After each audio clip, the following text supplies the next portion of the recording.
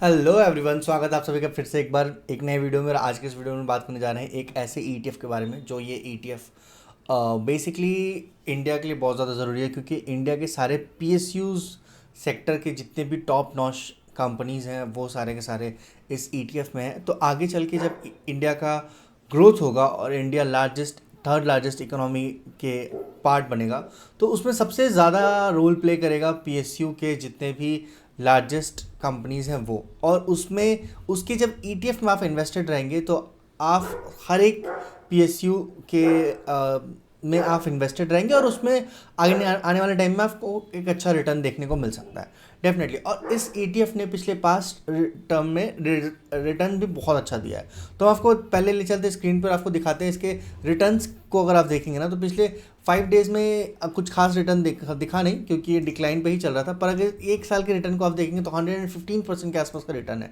और ये रिटर्न ऐसा नहीं है कि मतलब कहीं आपको डाउन या अप देखने को मिला, ये एक कंसिस्टेंट रिटर्न है। ठीक है, ये कंसिस्टेंट रिटर्न है।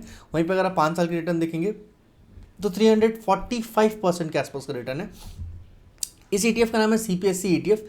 सीपीएससी ईटीएफ बेसिकली कंबाइन करता है सारे के सारे पीएसयू बैंक, पीएसयू कंपनीज, जिसमें एनटीपीसी के पास सबसे ज़्यादा एसेट एलोकेशन है। एसेट एलोकेशन का मतलब होता है कि जैसे मान लीजिए कि आपने 100 रुपीज़ का ईटीएफ परचेज किया, तो इस 100 रुपीज़ में से कितने परसेंटेज ऑफ अमाउंट कौन कौन से शेयर्स के पास जाएंगे। जैसे 20.6% के आसपास का एनटीपीसी का एलोकेशन है।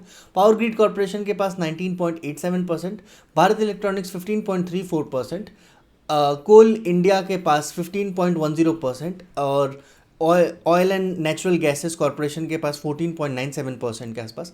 एनएचपीसी का जो परसेंटेज है 4.39%, ऑयल इंडिया का 3.62% के आसपास, कोचिंग शिपयार्ड्स का 2.2% के आसपास।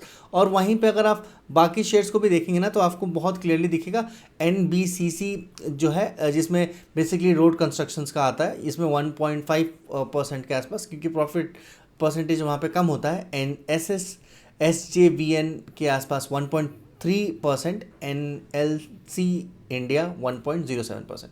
तो बेसिकली ये जो आपको यहाँ पे कंप्लीट चीज़ें दिख रही हैं, ये सारे के सारे पीएसयूज़ कंपनीज़ हैं। एंड इंडिया में बहुत ज़्यादा ज़रूरी है इस कंपनी का चलना, क्योंकि अगर देखिए प्राइवेट सेक्टर चाहे जितना कर ले, प्राइवेट सेक्टर के पास जो प्रोजेक्ट आता है ना वो किसी पीएसयू बैंक का, पीएसयू कंपनीज़ का ही प्रोजेक्ट होता है। Sorry for the bank again, पर पीएसयू कंपनीज़ के ही प्रोजेक्ट होते हैं। तो अगर मान लीजिए कि जैसे रेलवे का ही देख लीजिए या आप पावर ग्रिड का देख लीजिए, पावर ग्रिड कॉरपोरेशन एक टेंडर अलॉट करती है और आगे चल के कोई एक प्राइवेट कंपनी इस पे काम करती है और उन्हें उस पर्टिकुलर काम का पेमेंट मिल जाता है।